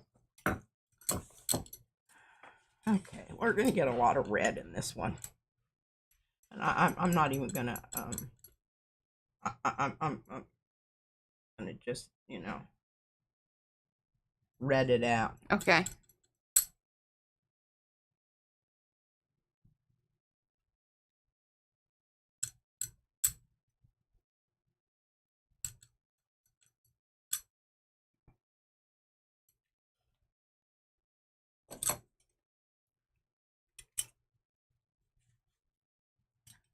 Okay, now what are we thinking here?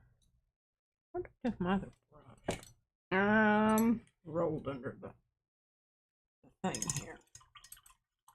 Okay, we need authoritative color here. We're gonna go with blue. This is cobalt blue. Okay. These are the hippie crafters, right? Yeah.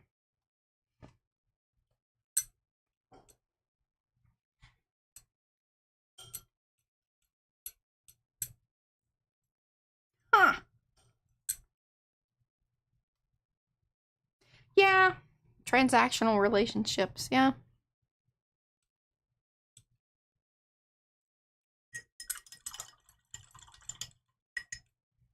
I would be curious though, like, really, what are you getting out of that? What? A relationship with Ken Paxton, like, what are you getting? Well, I would hope, oysters and champagne, but I don't know. That's kind of a heavy price. I really feel like, I mean, there are better options. Find an oyster farmer, like good old Plattner. Yeah. Yeah. Okay, now let me see here. What do we want? In advance, what color should in advance be? An orange with a wig, huh? How big? Seems like it shouldn't be very big. The hair's bigger than the orange. I feel like that's right. I have to think upon that one. I'm gonna be careful not going my orange because then we'll have brown. Uh-huh.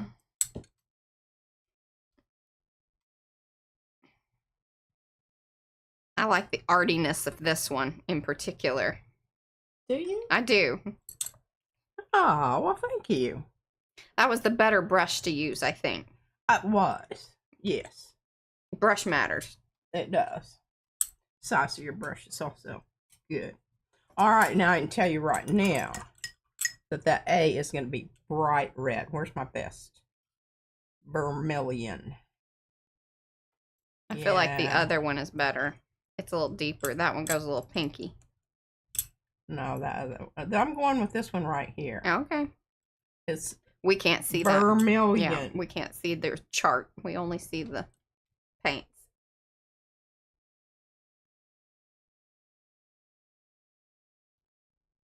That is well done, Patricia. Yes.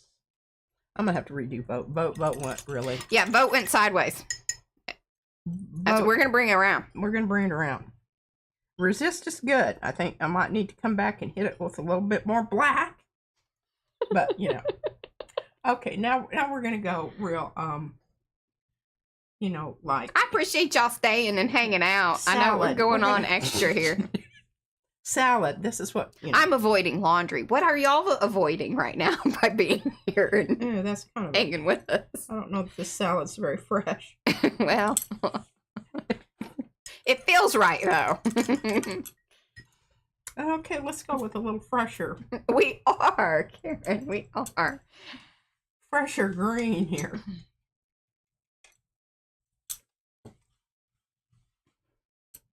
And he's just avoiding all life in general. Just, yeah. All right. Oh, that looks real salady, doesn't it? Yeah, fix that E. It's also Christmassy. But that's all right. You guys don't get the idea that it's salad? Yeah. Okay. Now what? Oh, we need gold for the rich. I think you need a rust color. I got rust. Like the patina's wearing off. It was just ever so slightly. It was some of that cheapy gold plated stuff that lasts about 2 seconds. You wear it to the pool and then your neck turns green. We've all been there. It was cute. You bought it. Then you realized it was not that fancy.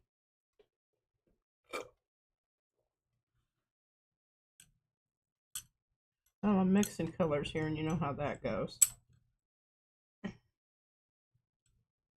And hey, everybody coming in. Give those thumbsy upsies if you would, please.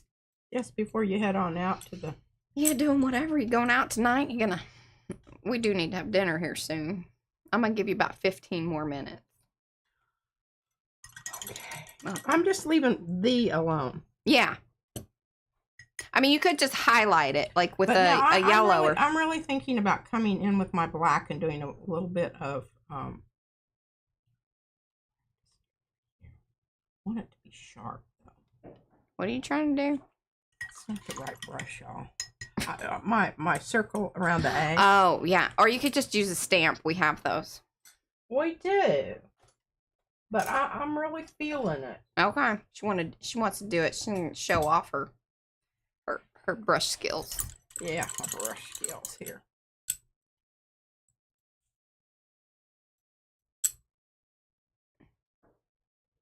There you go. That's it. Less swirly, more just nesty. Don't go in a swirl. There you go. Well done.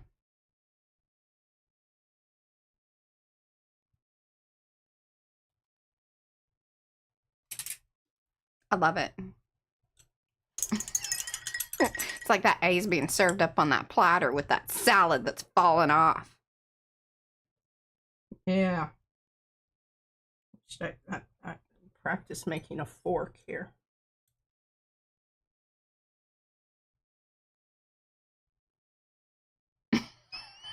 Looks like I knew it was going to come out broomy. Broomy. There you go. Yeah, it looks like a bad paintbrush. It's more of a medieval fork. And that seems right. I think I'm going to really seems right. bypass the fork. Do you know, like, just... Sometimes you just have to, understand that. Okay, here we go. Vote. Vote sucks. It kind of pasteled out on you. It pasteled out on me. I don't like it. I don't like what's happening at the top because that makes me look up there and doesn't. Yeah, I'm not focusing. And I don't know what that is. There you go. We go. Well done. That was easily rectified. All else fails, you just take it to the bathroom and wash it. If only we could just do that with our country. Isn't that the truth? Send it to bed. Let's just... Good night's sleep. I'm kind of liking this turquoise here. I don't think that's the one that I was using. We're happy to have you. We're creative. Yeah, and we're this is the artivist part of the caw. And yeah, we're going a little extra. That's all right. Although I'm getting hungry and I do have to get back to laundry. It's for democracy, Mariah. Suck it up. That should be a step. It's for democracy. Suck it up. God, that's yesterday. I was so hot. Oh my gosh. When my family finally rescued me from my job of being Democratic.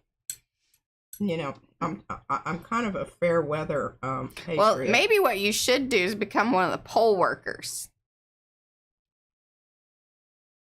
I don't think you would be good at that though, because you're a little too opinionated. You got to kind of keep rein it in. Yeah, I was like, "How are you voting today?" You see, you're better off. Oh, yeah. Republican. I'm sorry. She's representing the the people. I think that you have been. Oh, your name is not coming up on the list here, honey. Are you sure that you? Oh, look at Mo. She says your background is the past. Vote for your future. Look at that. I love it.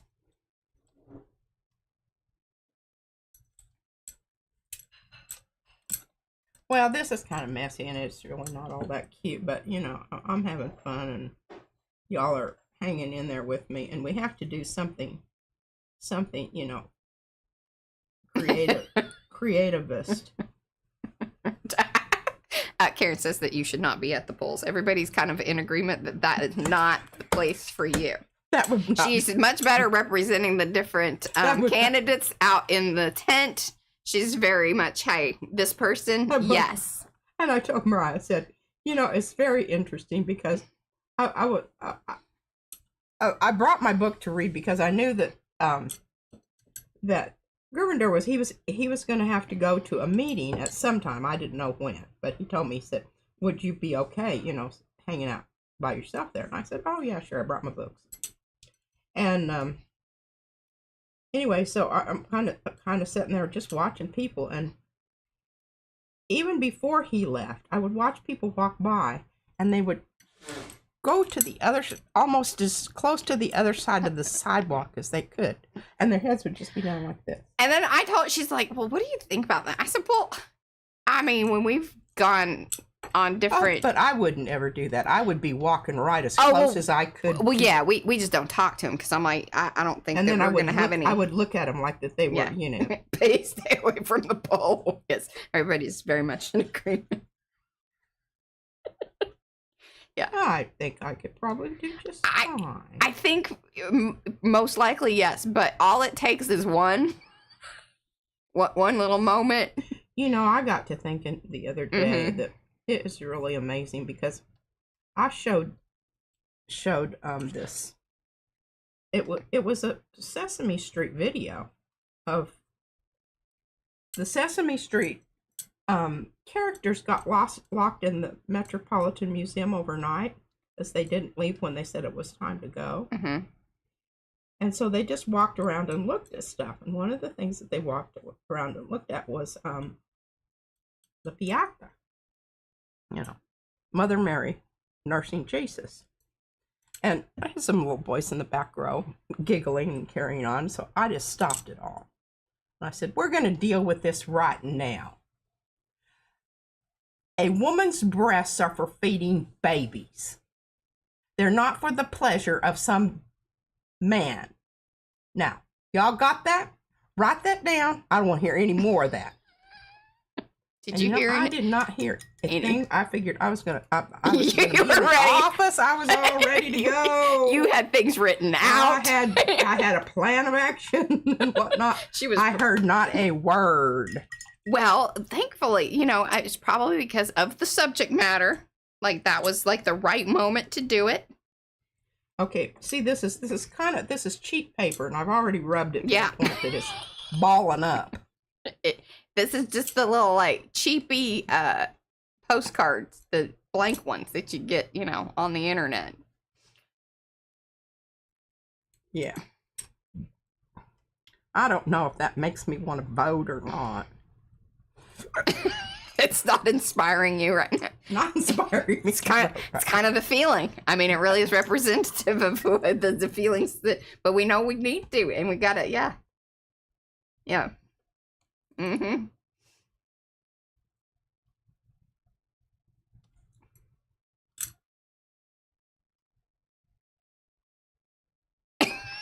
Karen, nope. What? Why are you giggling? Oh, because Karen, she's funny, and I don't know. That does it sort of surprises me, but then again, you know. Well, I don't know. Doesn't. You can't say it? No, I'm not gonna. I'll tell you later. All right, I'm feeling It's not what I'm doing, right? No. Oh. I thought you were critiquing my watercolor, and I was like, Yeah, I'm quite aware of that, okay? I don't really need you to beat me over that. Is she struggling at the moment? I'm struggling with it. I'm just, trying to do my very best. Not everything comes out, Leonardo da Vinci. I like this. It's brightening up. Literally, like that it's giving me more feels. I'm going to make some more circles down here at the bottom, but I can't be rubbing on that anymore right now because it's already rough. Oh, she says your watercolor's doing fab. Oh, thank you. I know y'all just being nice to me, but I appreciate that. It's duly noted. You got 4 minutes. Okay, so basically down here, I think you are just making two. See, this is like me and the fish. Oh, by the way, actually, y'all need to look at what y'all need to look at what I did. I know that this isn't going to work right now, but I can come back later and fill in these with hot pink, and it's going to be kind of like in lights, and then see you can make little shiny marks. Okay, can you leave? Shiny yeah, marks. you need to leave it. It is very wet, and that is not working. My pen. We are not bringing our best artivism. Hey, it'll happen later. It'll happen later. I want y'all to Now, good Lord, you're handing me that, and I've got all this wet stuff over here all over the place. Well, just kind of mop it up. You'll be fine. There you go. I think it's fine. Okay, I think this one's pretty dry. This one's pretty good. The Do Not Obey is my favorite. Well, Darcy was having that same problem with one. Those cheapy index cards. This is going to turn out to be the best one. It will after, she spends 2 hours on it with colored pencil. I don't know. I might not be able to utilize my colored pencil. It doesn't work very well on that bumpy stuff. All right, you got to flip it around. I don't know. I think you do that on purpose. No, that's not.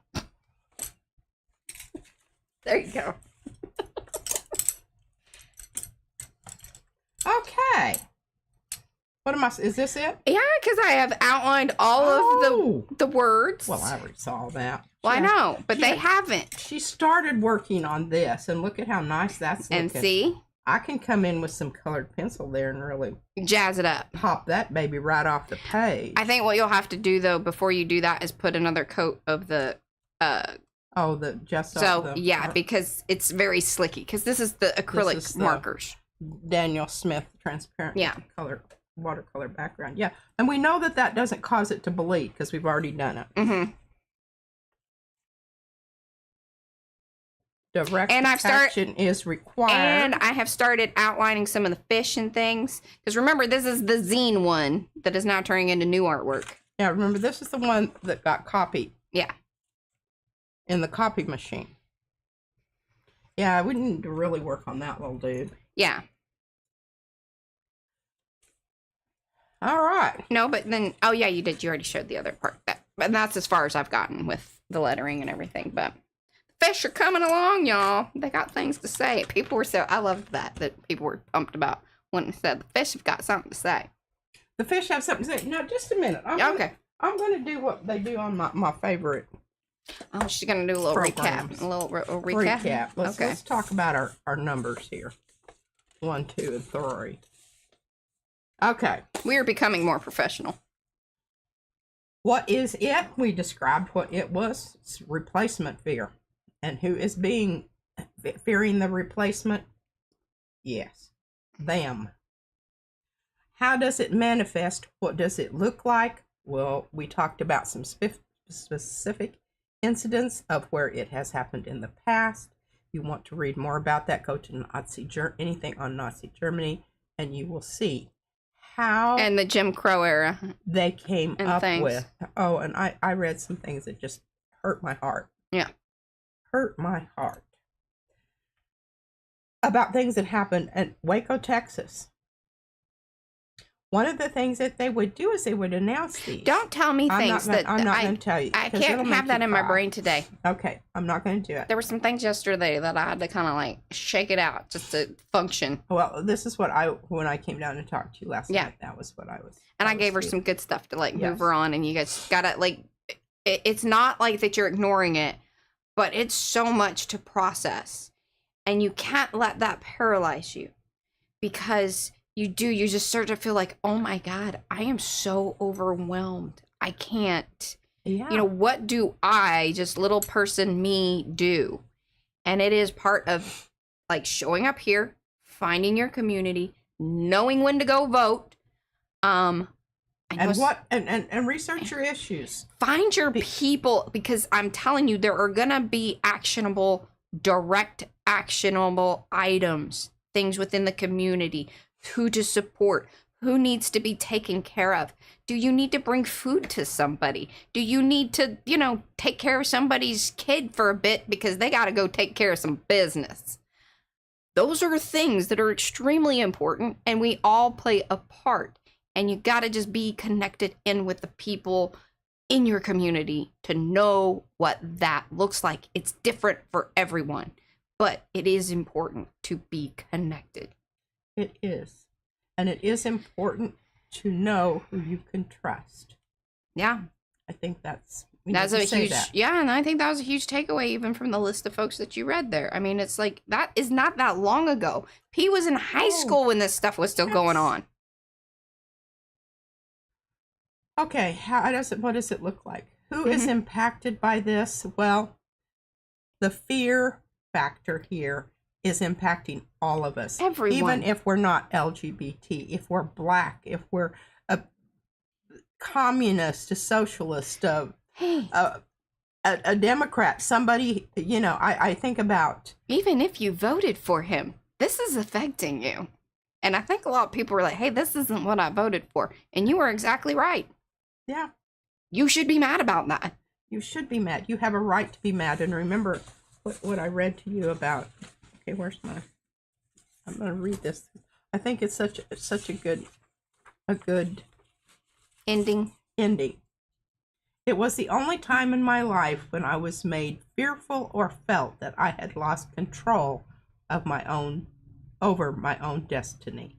And for that, I have the right to remain outraged. Exactly. All right, guys, we'll be back next Saturday. Or come over to PM Artist Studio if you're new over here. We stream over on the other channel. That's PM Artist Studio. We do that 4 times a week. And then this is our 5th. Our Saturday is always here at the Cough. That's Creative Artivist Work. She's still working on work. Oh, I know. That was better. She did a thumbs up thing the other. See, she's got arthritis. She can't work in my thumb. She can't work. I can't snap it. Maybe you should learn how to do a little click, so you can. There you go. Workarounds, y'all. Work around. All right, we'll see you then. Bye. Bye.